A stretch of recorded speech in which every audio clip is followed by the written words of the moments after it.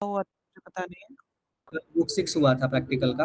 Okay, practical book start हुआ था। आज आपका जो है वो बुक 6 स्टार्ट होगा, पर्यावरण जागरूकता और गुणवत्ता, पूर्ण श्रेष्ठ जीवन, जिसमें इंग्लिश में नाम है उसका environmental awareness and quality living. आपको सुनना है और ये प्रेजेंटेशन देखने हैं। जो क्वेश्चंस रहेंगे वो लास्ट में हम लोग ले लेंगे, ठीक है। ये नॉर्मली जो बुक है आपका पूरा बेसिक्स है, लेकिन इन्वायरमेंट के प्रति अवेयरनेस लाने के लिए ये बुक आपको इस कोर्स में दिया हुआ है, क्योंकि वैल्यूज है।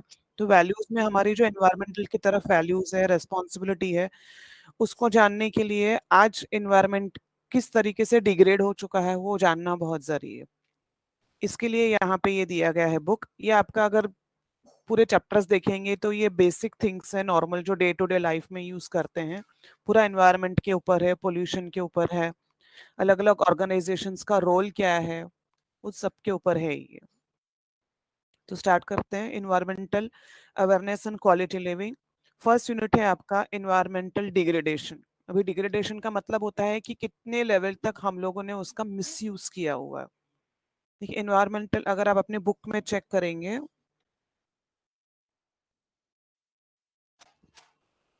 ये आपका स्ट्रक्चर है पूरा चैप्टर का। ऑब्जेक्टिव्स क्या है इसके, इंट्रोडक्शन क्या है, लैंड, एयर और वाटर के बारे में जानेंगे। ये नॉर्मली आपने अपनी ईवीएस का जो बुक रहता है ना, फर्स्ट टू फोर्थ या फिफ्थ सिक्स्थ ग्रेड तक, उसमें ये सब कवर हो जाता है।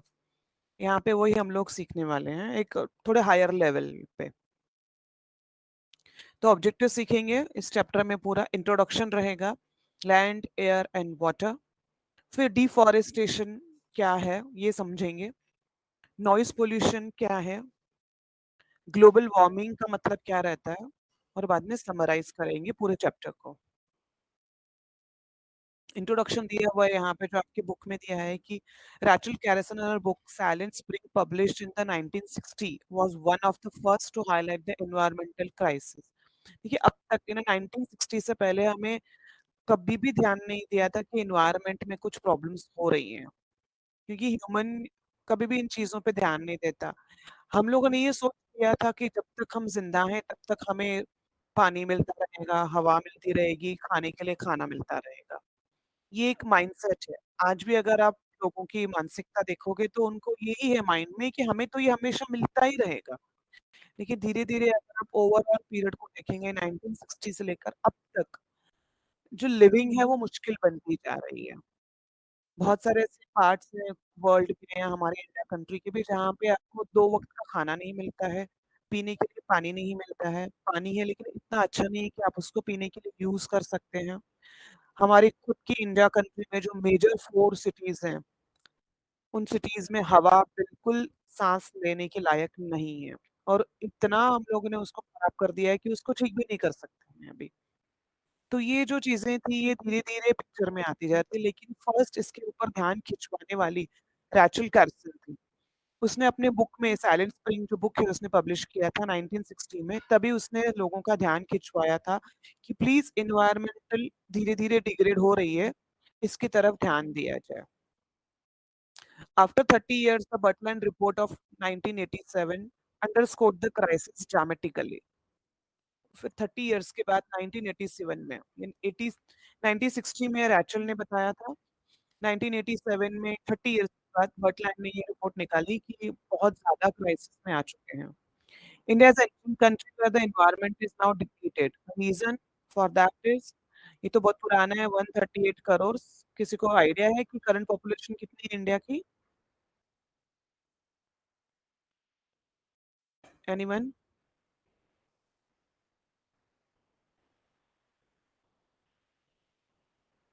आपने पॉपुलेशन पूछा 1930 का?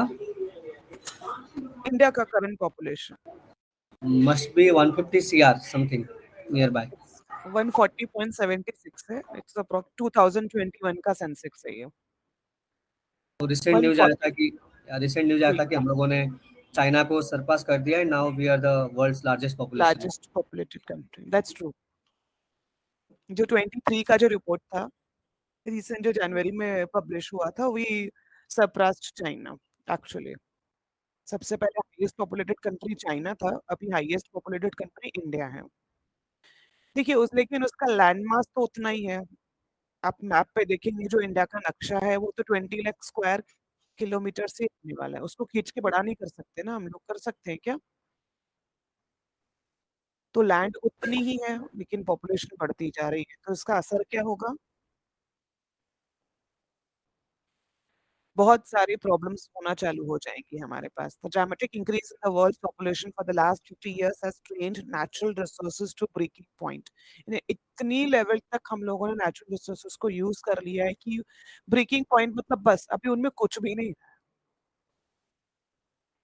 पानी पीने लायक रहा ही नहीं है। आप सोच मतलब वो सपना है कि मुझे कोई अच्छा पानी पीने के लिए मिल सकता है, अच्छी एयर मिल सकती है ब्रीथ करने के लिए, एक ही सपना बन के रह गया है।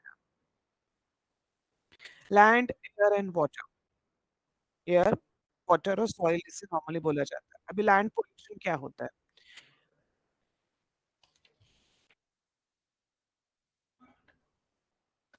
सबसे बेसिक तरीका आप देखते हो जो लैंड पोल्यूट होती है, वो डिस्पोजेबल सिंगल यूज आइटम्स हैं जो आजकल तो बहुत सारे कंट्री मतलब बहुत सारे पार्ट्स ऑफ द कंट्रीज में बैन कर दिए हुए हैं। सबसे क्लासिक एग्जांपल है उसका plastic, thermocol, one time use जो हम लोग करते हैं। पहले के जमाने में ऐसा नहीं था। पहले के जमाने में क्या क्या यूज करते थे अगर आप देखेंगे, क्ले पॉट्स यूज करते थे या मेटल्स यूज करते थे।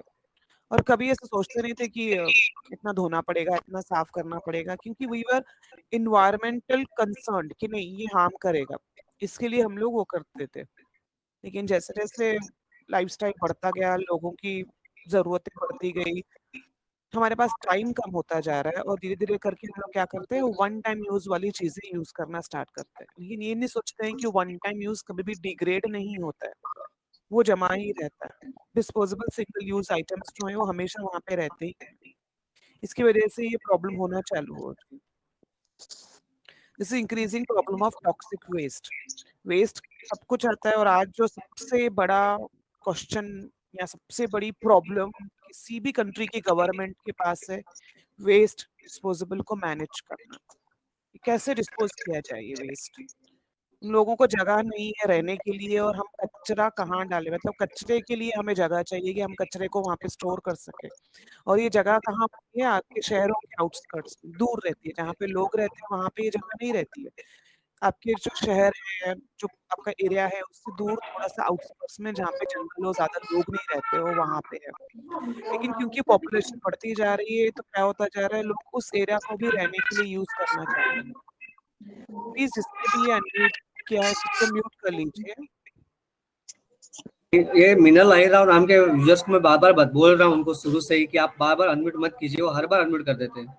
फिर अभी बीच में मुझे सबको म्यूट करना पड़ा क्योंकि इससे डिस्टरबेंस हो रहा था, फिर लोग रिस्पॉन्स नहीं दे पाते। ये मिनल कौन अहिरा है? अगर मीना आपका आहिर है? भी होगा तो मैं आपको रिमूव कर दूंगा, सॉरी, बट मुझे आपको बोलना पड़ेगा क्योंकि मैं 5-6 बार हो चुका है। अगर आप फिर भी म्यूट नहीं करेंगे तो मुझे आपको रिमूव करना पड़ेगा। Thank you so much.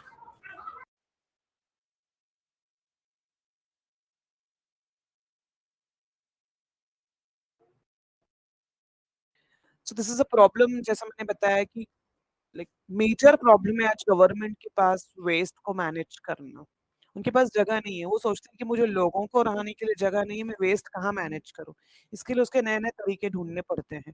लेकिन फिर भी जो नॉन डिग्रेडेबल वेस्ट है उसको कहाँ आप यूज कर सकते हैं, कहाँ करेंगे? जैसे प्लास्टिक है, प्लास्टिक तो डिग्रेड होता ही नहीं है। थर्मोकोल है, वो तो डिग्रेड होता ही नहीं है। कांच फिर भी ठीक है, over the period of time degrade हो जाता है, लेकिन प्लास्टिक की लाइफ तो बहुत ज्यादा है। तो ऐसी चीजों को कैसे हम लोग करेंगे, कहाँ यूज करें? क्योंकि वो डम के डम बनते जाते हैं। और आप ही देखिए आपके घरों में ही कितना सारा प्लास्टिक यूज होता है। वन टाइम यूज है वो एक बार बन गया, वो डिग्रेडेबल नहीं है। बार बार आप जाते हैं, बार बार नई प्लास्टिक लेके आते हैं। घर की छोटी से छोटी यानी मिल्क से लेकर बड़ी से बड़ी चीजें जो आपके घर में आती हैं, उनकी जो रैपिंग रहती है वो प्लास्टिक रैपिंग रहती है। यहाँ तक कि आजकल सब्जियां वगैरह भी हम लोग प्लास्टिक रैप्स में लेके आते हैं। This is our life. और पहले के जमाने में ऐसा नहीं होता था। आप एक झोला लेके निकलते थे, पूरा सामान उसमें ही डाल के लेके आते थे। यहाँ तक कि आटा लाना हो, कुछ लेना हो, घर से हम लोग डब्बे लेके जाते थे और उनमें लेके आते थे। It was a perfect life. क्योंकि आप कहीं भी एनवायरनमेंट को हार्म नहीं कर रहे थे। लेकिन जैसे-जैसे लोगों की सोच बदलती गई, स्टेटस कॉन्शियस बनते गए, उस तरीके से देखा जाएँगे तो एक्चुअली हम लोग एनवायरनमेंट की तरफ बिल्कुल निग्लेशन हो गए और अब सिर्फ़ अपनी ज़रूरत और वन टाइम यूज़ पे आ गए, मेहनत से दूर होते गए। इन चीज़ों ने सबसे पहले लैंड पे अफ़ेक्ट किया। उसके बाद आता है आपका water pollution. It's a major water is a major issue, water is vital for life. Toxic industrial waste has polluted rivers and contaminated ground waters for the wells. अभी वाटर पॉल्यूशन का main source क्या होता है? Industrialisation.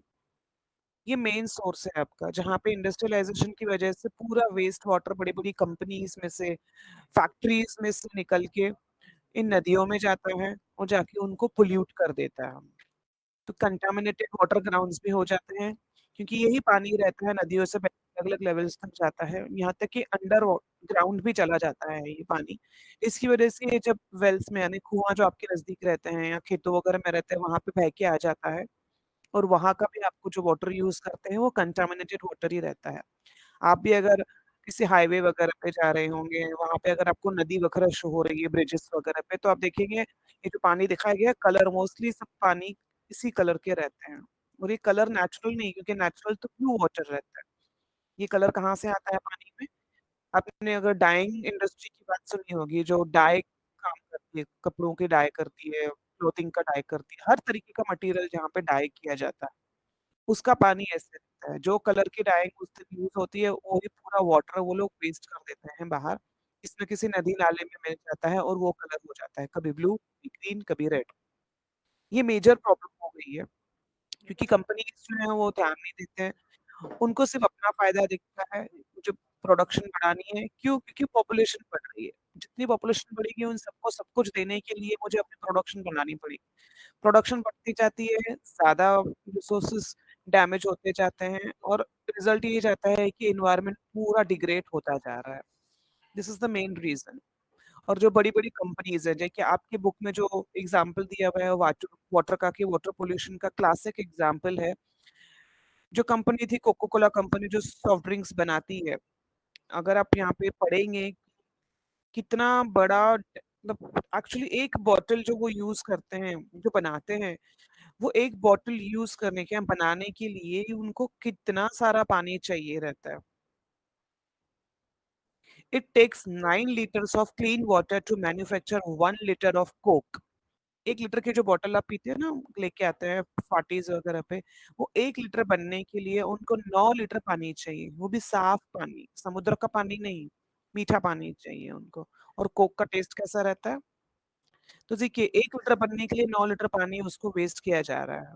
और ये चीज़ हुई थी यहाँ पे, जो अगर इसकी पूरी स्टोरी आपको यूट्यूब पे भी मिल जाएगी। प्लाचीमाड़ा डिस्ट्रिक्ट था केरला का, जहाँ पे ये इंसिडेंट हुआ था। जो कंपनी ने वहाँ पे अपना प्लांट डाला था, उन्होंने क्या किया था, पूरा ग्राउंड वाटर एक्सट्रैक्ट किया था। वो कोका कोला बनाने के लिए उन्होंने वेल्स बनाए थे अपने फैक्ट्री में, कुएँ खोद दिए थे और पूरा ग्राउंड वाटर एक्सट्रैक्ट करते थे। क्योंकि केरला साइड में नदियाँ वगैरह बहुत है। लेकिन इसका रिज़ल्ट क्या हुआ कि वो जो एरिया था पलाचामेड़ा का, पलक्कड़ डिस्ट्रिक्ट में ये इंसिडेंट हुआ था। धीरे-धीरे लोगों को पता चलता गया कि पानी कम होता जा रहा है और ऑन द कंट्ररी वो जो 9 लीटर पानी जो वेस्टेज हो जाता था, राइट? आपने कोका कोला बना दिया, सब कर लिया, अब वो पानी में केमिकल्स आ गए और वही पानी वो लोग बाहर छोड़ देते थे। तो लोगों के घरों में, लोगों के लाइक अंडर वाटर के पंप्स वगैरह लगे हुए थे, खेतों वो कंटामिनेटेड वाटर आने लगा, जिसकी वजह से उनको हेल्थ इश्यूज़ होने लगे। Company drilled more than 6 wells illegally, installed high-powered electric pumps to extract millions of liters of pure water. The level of the water table fell from 45 to 150 meters. जो 45 metre खोदने पे पानी मिल जाता था, वो 150 metre ज़मीन खोदने तक पहुँच गया था, तभी जाके पानी मिलेगा। Their product was sampled by New Delhi-based Center for Science and Environment and found contain extremely toxic pesticides and insecticides, including Lidine, DDT, and Malathion. The center also found that bottled water contained pesticide residue levels to be as high as 104 times of the internationally accepted norms. अभी जब ये सब चीज़ें होने लगी तो ज़ाहिर है कहीं न कहीं गवर्नमेंट सतर्क हो गई और जब उन्होंने वो सैंपल जो था वो टेस्ट किया न्यू दिल्ली में तो पाया गया कि वहाँ पे जो कोको कोला बन रहा है उसमें हाई लेवल्स ऑफ पेस्टिसाइड्स और इंसेक्टिसाइड्स हैं। अभी पेस्टिसाइड्स इंसेक्टिसाइड्स क्या होता है जो फार्मिंग करते होंगे उनको पता होगा कि कीटनाशक जिसको कीटनाशक बोला जाता है, जो स्प्रे करते हैं जैसे कीड़े वगैरह नहीं लगने चाहिए, वहाँ पे ये सब किया जाता है, यूज़ किया जाता है। तो वो चीज़ें, वो केमिकल्स वो कोको कोला में पाई गई। यहाँ तक कि डीडीटी भी था, डीडीटी रहता है अगर आपने नॉर्मली देखा होगा हम लोग घर में भी यूज़ करते हैं। जैसे चावल या गेहूँ अगर हम लोग को लॉन्ग टाइम तक बचा के रखना है तो कुछ टैबलेट्स हम लोग उनमें डालते हैं या पाउडर डालते हैं, जैसे वो लॉन्ग उसमें कीड़े नहीं पड़े। जैसे बहुत सारे घरों में रहते हैं कि वो एक साथ स्टोर कर लेते हैं चावल और गेहूँ कि जैसे लॉन्ग टाइम तक चले, तो उसको प्रोटेक्ट करने के लिए हम लोग उसमें पाउडर या गोलियाँ डालते हैं। तो यही सेम चीज़ कोको कोला में मिली गई थी और वो इतनी हाई लेवल पे थी कि जो गवर्नमेंट ने एक नॉर्म दिया हुआ है कि इतना होना चाहिए, उससे 104 टाइम्स ज़्यादा था। ये प्रॉब्लम थी। ये था वाटर पॉल्यूशन जो हो रहा था।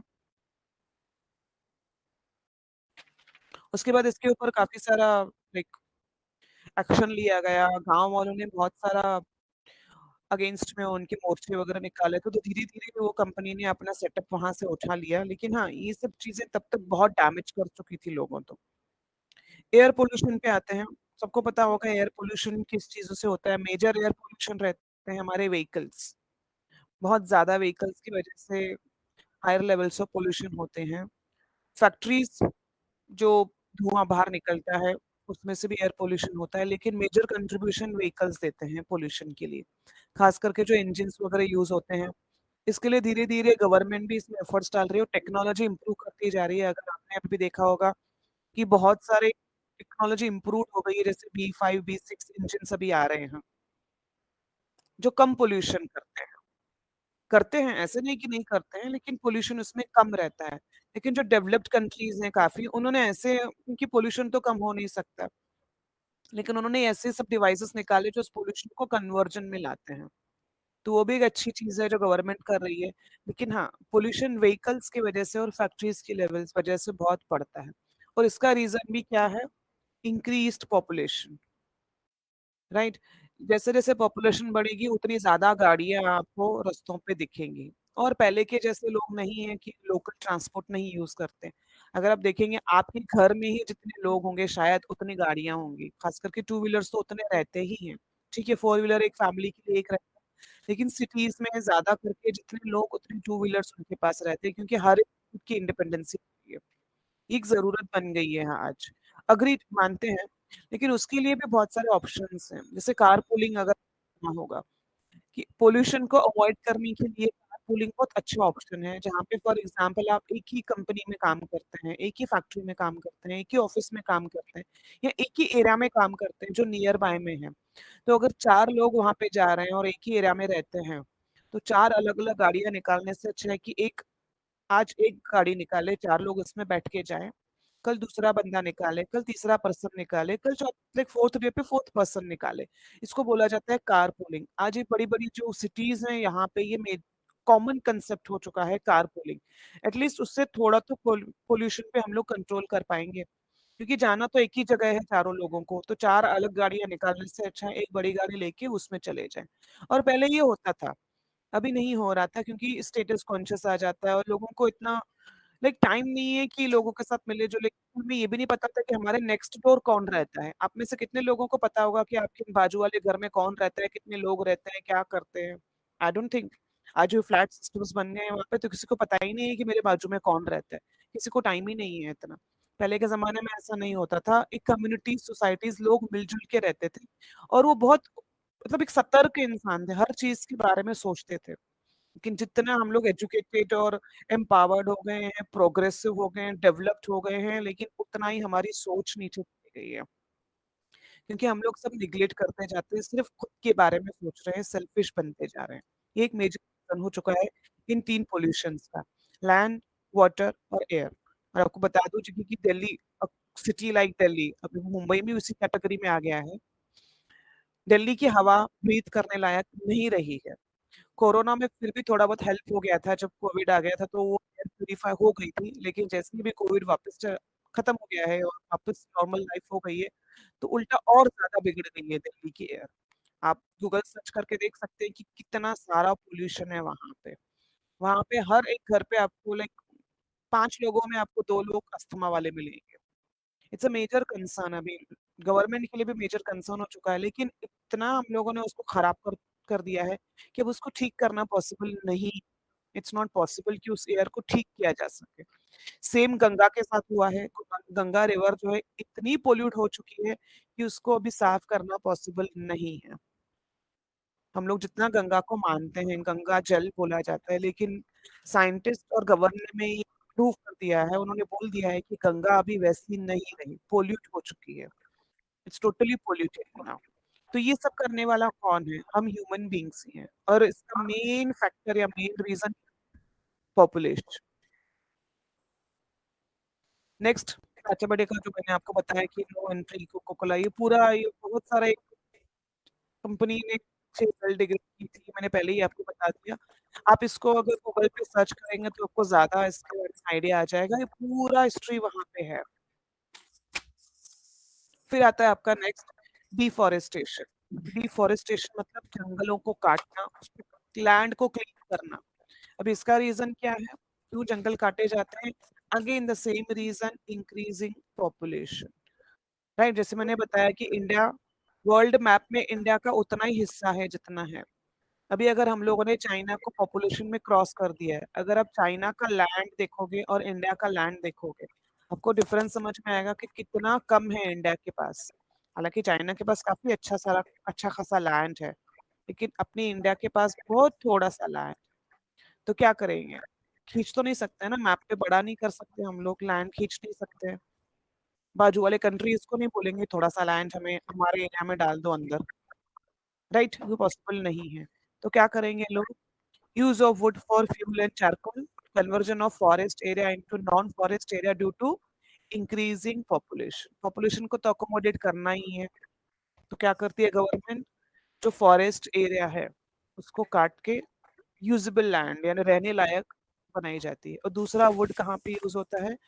एज अ फ्यूल और एज अ चारकोल। आज भी अगर आप इंडिया में देखोगे, बहुत सारे ऐसे गांव हैं जहाँ पे गैस नहीं है, वहां पे आज भी लकड़ी पे खाना बनाया जाता है, लकड़ी जला के खाने बनाए जाते हैं। तो जस्ट इमेजिन कि उन घरों पे जब तक पहुंचे गैस, तब तक तो वो यूज हो रहा है, और वो आता कहाँ से? जाहिर है पेड़ काटे जाते हैं। और कोयला, को, कोयला भी आप जब वुड काटते हो, वुड को आप जब भी उसको डिकम्पोज करते हो तो उसको कोयले में कन्वर्ट करते हो।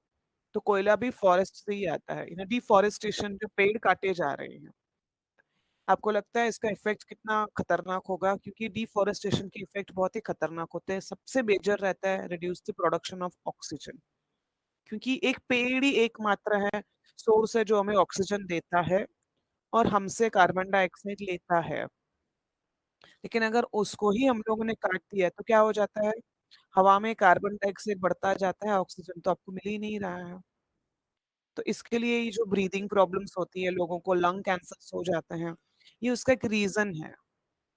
आज अगर आप देखोगे, हर 10-15 लोगों के पीछे आपको एक नए कैंसर पेशेंट मिलेगा ही मिलेगा, may be any type of cancer, because of all this things only. या तो लैंड की वजह से वो पोल्यूटेड, कुछ ना कुछ उन्होंने कंजम्पशन किया है, एयर की वजह से या वाटर की वजह से। तो ये तीनों चीजें जिम्मेदार है। आज जो ह्यूमन लाइफ एक्सपेक्टेंसी रिड्यूस हो रही है, एवरेज जो एज वो कम होती जा रही है। लाइक पहले 90 तक भी लोग जीते थे, 90 ईयर्स, 95 ईयर्स तक आराम से जी लेते थे। वो कम होते होते आज एवरेज अगर पकड़ेंगे तो 60-65 से ज्यादा नहीं है। एक एवरेज इंसान 60 या 65 साल तक ही जीता है। तो सोचिए कहाँ 90-95, और अभी हम लोग पहुंच चुके हैं 60 तक, 65 तक, because of all these reasons. Reduce production of oxygen हो जाती है, क्योंकि पेड़ काटते जा रहे हैं तो ऑक्सीजन का सोर्स आप खत्म करते जा रहे हैं। सॉइल लैक स्ट्रक्चर, क्योंकि जितने जितने आप पेड़ काटते जाएंगे, सॉइल का जो स्ट्रक्चर है नीचे वो बिगड़ता जाता है। Lack of underground water retention, क्योंकि पेड़ रहते हैं जिनकी रूट्स अंदर रहती है, जिनको हम लोग बोलते हैं कि वो पानी को पकड़ के रखती हैं अंदर। लेकिन क्योंकि अब पेड़ कटते जा रहे हैं, अंदर पूरी जमीन लूज होती जा रही है, तो पानी नहीं टिकता है।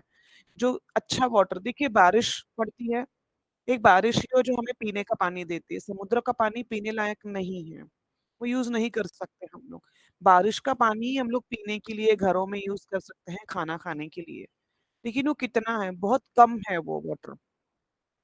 लेकिन क्योंकि हम लोग जमीन का डिग्रेड करते जा रहे हैं, तो अंडरग्राउंड वाटर नहीं रहता। आज अगर आप देखेंगे, आपको हार्डली शहरों में कहीं जमीन मिलेगी, आपको हर जगह सीमेंट के रोड मिलेंगे। और सीमेंट के रोड पे कहीं भी पानी टिकता नहीं है, वो बह के नालों में चला जाता है, और नाले एंड रिजल्ट नदियों में जाते हैं, और नदियां जाके समुद्र में मिलती है। तो कहीं भी आपका जो लाइक प्लेन वाटर है, सॉल्टी वाटर नहीं, मीठा पानी, वो कहीं भी आपको नहीं मिल रहा है। पहले क्या होता था, जमीन होती थी तो पानी नीचे सोख हो जाता था, जमीन के अंदर चला जाता था, और बह के आपको कुएं वगैरह में आ जाता था, और आपको अच्छा पानी मिल जाता था। लेकिन आजकल क्या होता है, क्योंकि हर जगह सीमेंट सीमेंट सीमेंट के रास्ते बन गए हैं, पानी इधर जाता नहीं है, और नालों में नदियों में बह के समुद्र में वापस मिल जाता है, और वो हमारे यूज करने लायक नहीं है। तो ये lack of underground water retention हो जाती है। फिर आपका आ जाता है। हाँ, लेकिन इसके मैं एक बताना चाहूंगी कि काफी अच्छी, अगर आपने कहीं ऑब्जर्व किए होंगे, रेन हार्वेस्टिंग कहा जाता है, कि काफी सारी ऐसी बिल्डिंग्स हैं, काफी सारे ऐसे सिटीज हैं।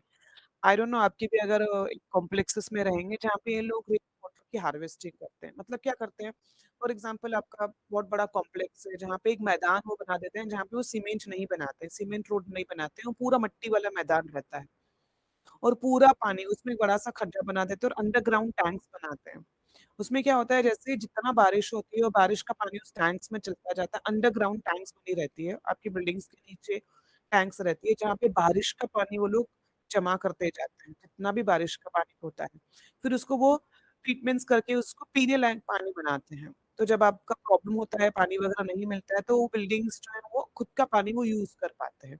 ये रेन हार्वेस्टिंग है जो की जाती है, काफी सारी छोटे छोटे गांव में भी ये चालू है, सिटीज में भी चालू है, और जो कॉम्प्लेक्सेस रहती हैं बड़ी बड़ी, फॉर एग्जांपल 20-25 बिल्डिंग्स के कॉम्प्लेक्स है, तो वहां पे भी कंसेप्ट आजकल चल पड़े हैं बहुत, वो किए जाते हैं। तो this is also one step जो हम लोग करते हैं। नेक्स्ट है नॉइज पोल्यूशन। इस पिक्चर में क्लियरली दिख रहा है आपको, नॉइज पोल्यूशन बहुत ज्यादा है आजकल। नॉइज पोल्यूशन, उसके इफेक्ट्स भी बहुत, लाइक रिpercussions और उसके जो प्रॉब्लम्स होती है बहुत ज्यादा होती है। Dissonant and loud noise disturbs the harmony of the body mind and can lead to loss of hearing. अगर एक्सट्रीम लेवल तक ठीक है सहन कर सकते हैं, अगर उससे ज्यादा वॉल्यूम बढ़ जाता है तो हम लोग शायद बहरे हो सकते हैं। This is the main cause. Noisy vehicles, particularly trucks, motorbikes and planes produce high decibels of noise. बहुत बड़ा नॉइज का ये प्रॉब्लम है। If you are lucky enough to find quiet spot, you get a sense of peace and well-being. Like noise pollution बताने की जरूरत नहीं, काफी सारे लाइक आपके आजू बाजू में मशीनरीज चलती रहती हैं, प्रॉब्लम्स होते रहते हैं, and number of things are there आपके आजू बाजू नॉइज पोल्यूशन का कारण बन चुके हैं। Next is global warming. Now, what is global warming? Increase in the temperature of the Earth's atmosphere caused by the increase of certain gases is called the global warming. धीरे धीरे क्या होता जा रहा है कि जैसे मैंने आपको बताया कि पेड़ काटते जा रहे हैं, तो ऑक्सीजन कम होता जा रहा है, लेकिन हम कार्बन डाइऑक्साइड तो छोड़ रहे हैं। लाइक ऐसा नहीं कि आप कार्बन डाइऑक्साइड नहीं छोड़ रहे हैं, आप ऑक्सीजन लेते हैं, कार्बन डाइऑक्साइड छोड़ते हैं, और आपके पास कार्बन डाइऑक्साइड कंज्यूम करने के लिए पेड़ नहीं है, तो क्या हो जा रहा है, एटमॉस्फेयर में कार्बन डाइऑक्साइड का स्तर बढ़ता जा रहा है। और आपको बताना चाहेंगे कि कार्बन डाइऑक्साइड ऐसा गैस है जो सबसे ज्यादा हीट को अट्रैक्ट करता है, वो हीट को पकड़ के रखता है अपने पास। तो प्रॉब्लम यही हो रही है कि अर्थ पे ग्लोबल वार्मिंग का रीजन क्या है, कि कार्बन डाइऑक्साइड बढ़ता जा रहा है, जितना जितना कार्बन डाइऑक्साइड बढ़ेगा वो सन की हीट को और अपने पास खींचेगा, जिसकी वजह से ओजोन एक लेयर रहता है जो अर्थ के ऊपर, जो हमें गर्मी से बचाता है। जो सन की अल्ट्रा वायलेट रेज रहते हैं, जो डायरेक्ट कांटेक्ट करते हैं हमारी स्किन को, तो कैंसर के चांसेस होते हैं, तो उससे हमें बचाता है। लेकिन क्योंकि एटमॉस्फेयर में कार्बन डाइऑक्साइड इतना बढ़ता जा रहा है, तो जो ओजोन का लेयर है उसमें होल्स होते जा रहे हैं, और डायरेक्ट सन की रेज अर्थ पे आ रही है। डायरेक्ट सन की रेज अर्थ पे आने की वजह से प्रॉब्लम क्या हो जाती है, टेम्परेचर अर्थ का बढ़ता जा रहा है।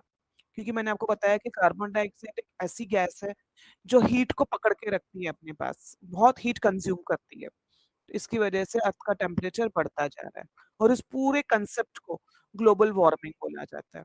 इसके असर क्या होते हैं, इनकी प्रॉब्लम्स क्या होती है, जितनी जितनी गर्मी बढ़ेगी, ग्लेशियर्स जो पहाड़ होते हैं बर्फ के वो पिघलेंगे। जितना जल्दी बर्फ के पहाड़ पिघलेंगे उतना समुद्र का जो लेवल है वो इंक्रीज होता जाएगा।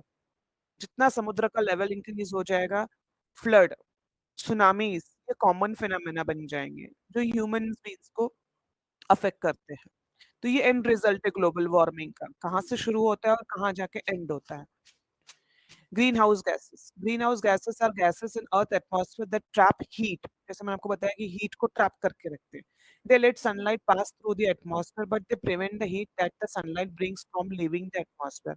The main green house gases are water vapour, carbon dioxide, methane, ozone, nitrous oxide, chlorofluorocarbons. Water vapour तो सबको पता है कि जैसे भाप बनती है।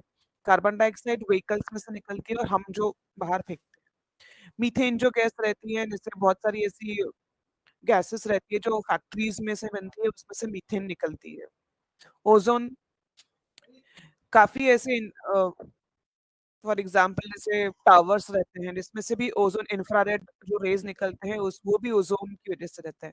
नाइट्रस ऑक्साइड, आप जो सीएनजी वगैरह यूज करते हैं गाड़ियों में, उनका बाय प्रोडक्ट रहता है नाइट्रस ऑक्साइड। क्लोरोफ्लोरोकार्बन्स, जो आप घरों में एसीज, फ्रिजेस यानी ऐसी कोई चीज जो आप ठंडा या गर्म करने के लिए यूज करते हैं, जैसे हीटर्स या फिर एसीज या फ्रिजेस जो आपके घर पे हैं, ये सब क्लोरोफ्लोरोकार्बन्स रिलीज करती हैं। तो अपनी ईज के लिए हम लोगों ने एटमॉस्फेयर में गैसेस छोड़ दी है, जिसका रिजल्ट है वो हीट को ट्रैप करते हैं। हीट के ट्रैप होने की वजह से ग्लोबल वार्मिंग बढ़ती जा रही है। भी ओजोन डिप्लीशन, इस पिक्चर में अगर आप देखेंगे जो डॉटेड वाली लाइन आपको दिख रही है वो ओजोन लाइन है, ये पूरी।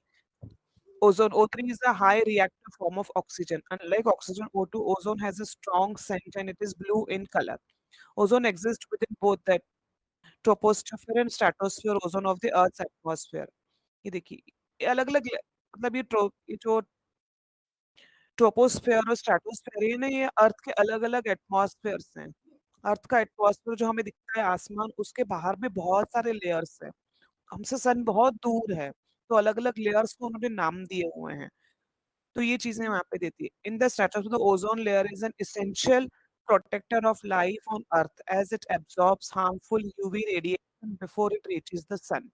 क्योंकि सन में यूवी रेडिएशन रहती है, अल्ट्रावायलेट, वो सन अर्थ पे आने से पहले ये जो ओजोन लेयर है वो प्रोटेक्ट करता है और वो सन की रेस फिल्टर होकर हमारे पास आती है। अगर आप पिक्चर में देखेंगे, जो ओजोन ये वापस भेज देता है जो हार्मफुल रेज रहती है अल्ट्रावायलेट को, और सेफ अच्छी रेज से आती है।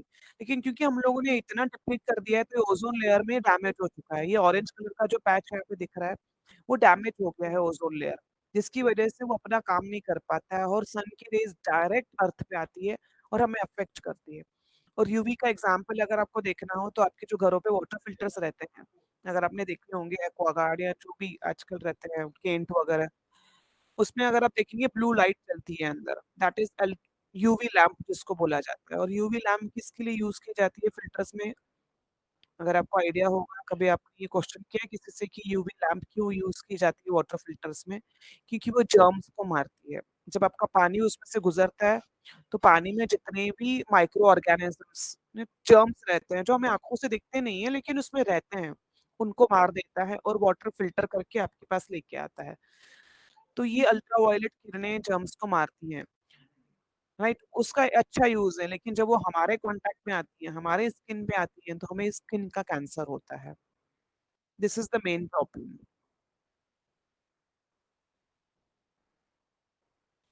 ये ग्लोबल वार्मिंग तक का हो गया, ओजोन डिप्लीशन हो गया। उसके बाद सर्वाइवल के लिए हुआ है, there is everything for man's need but not for man's greed. ये समरी में आपको पूरा दिखाया गया है, जो समरी है लास्ट में, कि ये जो कंसेप्ट है सर्वाइवल टू द फिटेस्ट, यानी जीने के लिए हम लोग कुछ भी करने के लिए रेडी हो जाते हैं, ये गलत है। सब सस्टेनेबल डेवलपमेंट के हिसाब से हमें आगे बढ़ना है और उसी हिसाब से आप हम लोग को एक्चुअली लाइफ बढ़ानी है। इसके लिए भी बोला गया है कि there is everything for man's need but not for man's greed. और ये बहुत ही सही है, अगर आप देखेंगे कि जितना जितना आप इस जो ये प्रोवर्ब दिया है उसके बारे में सोचेंगे कि हाँ, सबकी जो बेसिक नीड है कि आपको खाने के लिए खाना, पहनने के लिए कपड़ा, रहने के लिए घर, पीने के लिए पानी, जितना ज़रूरी है उतना ही आपके लिए अवेलेबल होना चाहिए। लेकिन उससे ज़्यादा अगर आपके पास है तो दैट इज़ मैन्स ग्रीड, ये हमारी लालच है। और आज अगर आप पूरे वर्ल्ड पे नज़र डालेंगे तो एक बहुत अच्छा प्रोवर्ब आपकी बुक में भी लिखा हुआ है कि एक विडंबना है कि वर्ल्ड की 20% पॉपुलेशन के पास 80% रिसोर्सेस हैं और वर्ल्ड की 80% पॉपुलेशन के पास सिर्फ 20% रिसोर्सेस हैं। ये क्लियर होगा। आई डोंट थिंक एक ही बार बोलने में सबको क्लियर हो जाएगा, लेकिन थोड़ा-सा ध्यान देंगे तो समझ में आ जाएगा। वर्ल्ड की 20% पॉपुलेशन जो है वो डेवलप्ड कंट्रीज़ में है, यूके, यूएसए, ऑस्ट्रेलिया। इन कंट्रीज़ की पॉपुलेशन बहुत कम है। अ कंट्री लाइक कनाडा, वहाँ पे तो बहुत पॉपुलेशन कम है, लेकिन रिसोर्सेज़ बहुत ज़्यादा है। वहाँ पे पॉपुलेशन बहुत कम है, लेकिन रिसोर्सेज़ बहुत ज़्यादा है। 20% पॉपुलेशन के लिए 80% रिसोर्सेज़ अवेलेबल है। लेकिन a country like India, China, Japan, these जो एशियन कंट्रीज़ हैं अगर आप देखेंगे, साउथ अफ्रीका, यहाँ पे बहुत ज़्यादा पॉपुलेशन है, लेकिन रिसोर्सेज़ बहुत कम है।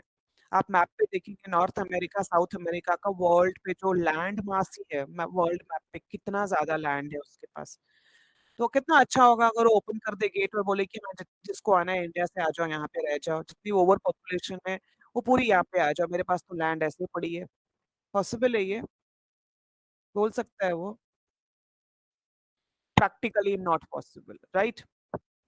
क्योंकि कोई भी कंट्री ऐसा नहीं देगा, बाउंड्रीज़ लगा के रखी है उन्होंने, यहाँ तक कि आपकी नज़दीकी जो आपके नज़दीकी जो नेबर में कंट्रीज़ हैं, वो भी आपके पास नहीं आ सकते हैं, आपने फेंसेस बना के रखी हुई है। लेकिन ये प्रॉब्लम है, इसके लिए ये कि 20% वर्ल्ड की पॉपुलेशन 80% रिसोर्सेज़ यूज़ करती है और 80% जो पॉपुलेशन है उनके पास सिर्फ 20% रिसोर्सेज़ है। तो सोचिए क्या हाल होता होगा लोगों का। इसके लिए आप देखोगे कंफर्टेबल लाइफ है लोगों की जो डेवलप्ड कंट्रीज़ में रहते हैं और डेवलपिंग कंट्रीज़ में लोगों की लाइफ एक्सपेक्टेंसी इतनी अच्छी नहीं है। यही एक रीज़न है। तो यहाँ पे आपका ये फर्स्ट यूनिट एंड होता है।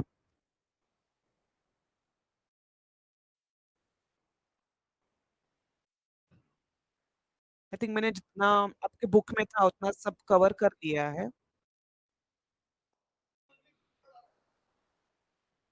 आपके कुछ क्वेश्चन्स हैं तो आप पूछ सकते हैं। आपका ये एग्ज़ाम जो रहेगा वो एमसीक्यू एग्ज़ाम रहेगा। इसके असाइनमेंट के क्वेश्चन्स अगर आपके ग्रुप में आ गए हैं तो आप इनको लिखना स्टार्ट कर दीजिए। आपको हर यूनिट में से एक-एक क्वेश्चन लिखना है, उसका आंसर एक्चुअली लिखना है। मॅडम आप बुक नहीं भेटले ना. बुक्स नहीं मिले हेलो. हैं तो आपको आपके कोऑर्डिनेटर से बात करनी होगी जो आपके कोऑर्डिनेटर रहेंगे। या फिर अगर आपका ग्रुप बना हुआ है उसमें एडमिन को आप मैसेज कर सकते हैं पर्सनल में कि आपको बुक्स नहीं मिले हैं। आई थिंक धीरे-धीरे हम्म, सबको आ रहे हैं तो आ जाएँगे, नो प्रॉब्लम। हम्म, लेकिन सजेशन ये रहेगी कि प्लीज़ आप असाइनमेंट्स लिखना स्टार्ट कर दीजिए क्योंकि एक साथ लिखना ओ, पॉसिबल फिर प्रॉब्लम हो जाएगा। ओ, दीदी बुक पीडीएफ में मिलेगा तो अच्छा रहेगा पढ़ने के लिए. पीडीएफ देखते हैं अगर किसी के पास रहेगा, अगर हमारे संचा की बहन के पास रहेगा तो डेफिनिटली मिल सकता है बट आई डोंट थिंक ये है। पिछले साल लास्ट टाइम एग्जाम के पहले 1 महीना पहले सबको पीडीएफ अवेलेबल कराया था. ओके, ऐसे अगर जल्दी मिल फर्स्ट जाए ईयर तो में। हमें अच्छा होगा. ओके, पीडीएफ अवेलेबल थे आपके पास। पूछ लेते हैं विकास भाई से एक बार पूछना पड़ेगा। अगर अवेलेबल है तो सबकी हेल्प हो जाएगी। एटलीस्ट आप अपने लाइक असाइनमेंट्स तो स्टार्ट कर सकते हैं लिखने के लिए क्योंकि एक साथ फिर लिखना सबके लिए पॉसिबल नहीं होगा। आपके आई ओके. थिंक 6 सब्जेक्ट्स हैं, कल का राइट? लेक्चर का डाल दो मैडम. जी? कल का लेक्चर था ना वो डाल दो ना. वो अटेंड नहीं हुआ ना मेरे से कल. उन्होंने भाई ने शायद लिंक डाली थी। मैंने लिंक दे दिया है, आप मैसेज में जाके मैसेज में क्लिक कीजिए, आपको लिंक मिल जाएगा। ओ, फिर ओ, आप लिंक सेव कर लीजिए आपके लोकल सिस्टम में। ओ. एक बार और लिंक डाल आ देते जाएगा. हैं। थैंक यू ये गोविंद भाई. यूट्यूब लिंक है जहाँ पे आप क्लिक करके कल का सेशन देख सकते हैं। जो कल का रिकॉर्डेड सेक्शन रहेगा वो आप वो देख सकते हैं। बाकी बुक्स अगर आपको नहीं मिली है प्लीज़ आप अपने नज़दीकी जो भी आपका कोऑर्डिनेटर है उनसे कोऑर्डिनेट कीजिए, बुक्स अवेलेबल करवाइए। अगर ऑनलाइन बुक्स मिलते हैं तो well and good, at least you can start writing your assignments. Assignment के क्वेश्चन ऐसे हैं कि हर यूनिट में से आपको एक क्वेश्चन लिखना है। जैसे आज का यूनिट था फर्स्ट यूनिट, उसमें से आपको एक क्वेश्चन लिखना है और उसका आंसर लिखना है अप्रोक्सीमेट 3 to 4 पेजेस में। क्रिएटिविटी आपकी रहेगी, जितना आप उसको क्रिएटिव बना सकते हो, डिजाइन यूज कर सकते हो, डायग्राम्स यूज कर सकते हैं, जो भी आप यूज करना चाहिए कर सकते हैं। जैसे क्वेश्चन से आपके what do you mean by land, air and water pollution, first question ये है आपका, तो ये मैंने एक्सप्लेन कर दिया। What do you mean by land, air and water pollution. What is deforestation, ये भी मैंने डाल दिया है। What do you know about noise pollution, what is global warming, what are the greenhouse gases, how ozone depletion occurs। ये 6 question से 6 में से कोई भी एक आपको लिखना है। ठीक है, अगर लाइक आप में से किसी के पास भी बुक आंसर नहीं है, दीदी, एक आंसर किसमें लिखना है ये? देखिए ऑप्शंस आपके पास हैं। जैसे हम लोग ने किया था कि हम लोगों ने एक कॉमन बड़ा सा रजिस्टर ले लिया था और उसमें हम लोग सब जितने भी हमारे बुक्स हैं सबके हम लोग उसमें ही असाइनमेंट्स लिखते थे, लाइक चैप्टर वाइज। या फिर जो प्रोजेक्ट पेपर्स आते हैं ना, वो लाइन लाइन वाले आगे पीछे बहुत लाइंस रहती हैं, आप वो भी ले सकते हैं, आप स्टार्ट कर सकते हैं, फिर उसको एक फोल्डर में डाल के रख सकते हैं, फाइल बना के। ओके। दोनों ऑप्शंस आपके पास है, आप दोनों में से कोई भी चूज करके अपने असाइनमेंट्स आप स्टार्ट कर सकते हैं। आप में से कोई आप मुझे एक नंबर बता दीजिए, तो मैं या फिर जो बुक मेरे पास है उसके पिक्स निकाल के मैं आपको भेज दूंगी, फिर वो ग्रुप में डाल सकते हैं, या एडमिन को बोल, या फिर अपना ग्रुप बना लीजिए एक, अगर आप वहां पे नहीं कर सकते हैं तो आप में से कोई भी एक इनिशिएटिव ले लीजिए, अपना एक ग्रुप बना लीजिए जहाँ मैं पे कर आपको लेता जो हूँ, भी मैं ही मटेरियल काम मिलता कर है। लेकिन हाँ, गोविंद एक्टिव है इस मामले में। सॉरी। गोविंद भाई अच्छे से भेज सकते हैं सभी को। हाँ, इसके लिए कोई एक कर इनिशिएटिव लेता लीजिए, गोविंद भाई का नंबर नोट कर लीजिए, उनको हाय भेज दीजिए, तो ग्रुप क्रिएट करेंगे। उसमें हम मटेरियल हम लोग गोविंद भाई को कांटेक्ट में रहेंगे, आप मैं उनको भेज सकती हूँ, वो ग्रुप में डाल सकते हैं, या फिर आप भी ऐड कर दीजिए ग्रुप में, नो प्रॉब्लम। उसमें हम लोग जी पिक्स जी निकाल के भेज सकते हैं। जी, गोविंद भाई का नंबर तो सभी के पास होगा शायद, मेरे पास तो है। आई थिंक मैंने अभी आपको आपके कांटेक्ट किया था गोविंद भाई, राइट? गोविंद शर्मा, आपने ही मुझे लिंक भेजा था ना अभी। मैंने आपको लिंक भेजा था, तो मैं ग्रुप बना लेता हूँ, सबको इसमें इनवाइट कर लेता हूँ मैं। आपने अभी मैंने जिससे बात की वो आप नहीं है, लाइक जी गोविंद जी, शर्मा। मैं ही हूँ, मैंने बात की थी आपसे। नहीं नहीं अभी आपने ही बात की थी ना व्हाट्सएप पे। जी जी, हाँ, तो आप फिर मुझे इनवाइट लिंक भेज देंगे, मैं ज्वाइन कर लूंगी, आप एक ग्रुप क्रिएट कर लीजिए। मैं ग्रुप क्रिएट करके सबको लिंक भेज देता हूँ मैं। हाँ ठीक है, फिर जो भी मेरे पास बुक्स हैं उसके पिक्स निकाल के मैं एटलीस्ट भेज दूंगी, तो एटलीस्ट आप अपने असाइनमेंट्स देखना शुरू कर सकते हैं। नो प्रॉब्लम, नहीं तो मैं एक बार अमिता दीदी से बात कर लेता हूँ, अगर उनके पास पीडीएफ कॉपी होगी तो। हाँ, वो तो बेस्ट हो जाएगा अगर उनके पास पीडीएफ है तो। हाँ दीदी, पीडीएफ मिला तो बहुत अच्छा होगा। हाँ, सबके लिए अच्छा हो जाएगा पीडीएफ अगर रहेगा तो, क्योंकि ऑफकोर्स इमेजेस में से भी लिखना डिफिकल्ट होता है, लेकिन पीडीएफ आपके पास रहेगा तो उसमें से देख के आप लिख सकते हैं। ठीक है, आज का सेशन यहाँ पे एंड करते हैं। ओम शांति दीदी। ओम शांति। ओम शांति मैडम। ओम शांति। ओम शांति। ओम शांति।